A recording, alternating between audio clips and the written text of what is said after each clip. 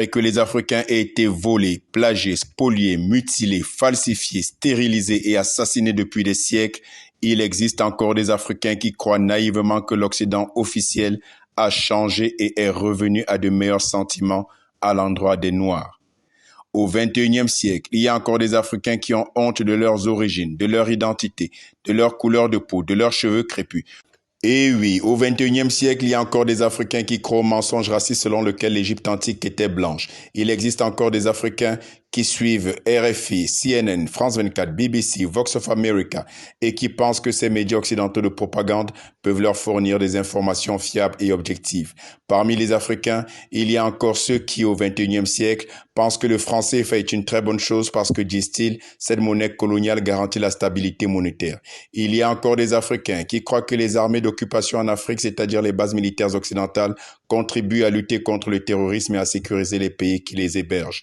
Tellement d'Africains au XXIe siècle ne savent pas que la puissance de feu américaine, ce n'est que dans les films d'Hollywood. Au XXIe siècle, il y a encore des Africains qui ne savent pas que ni l'armée américaine ni l'armée française n'ont jamais gagné une seule guerre dans leur histoire. Il y a encore des Africains qui pensent, sous hypnose occidentale, que commémorer les périodes douloureuses de leur histoire, c'est faire de la victimisation et de la pleurniche. Ce n'est pas tout. Il y a encore des Africains qui croient que la démocratie est la solution à tous leurs problèmes et que l'Afrique a besoin de l'aide au développement pour s'en sortir. Au XXIe siècle, il y a encore des Africains qui pensent que Jean de La Fontaine, Victor Hugo, Voltaire, Picasso, Pythagore ou même De Gaulle étaient des génies.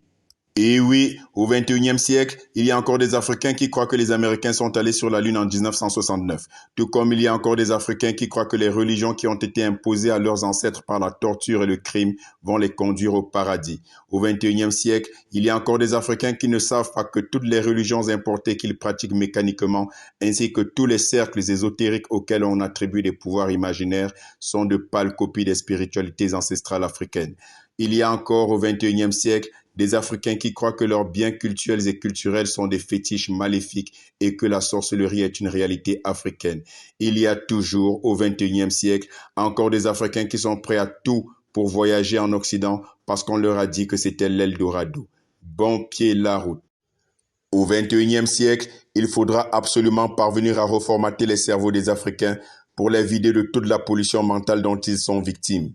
Il va falloir impérativement décoloniser la pensée collective africaine et réinstaller le logiciel de la conscience mémorielle qui ravivera la fibre de l'authenticité culturelle, qui restaurera à son tour la fierté de revendiquer et de préserver jalousement notre identité propre.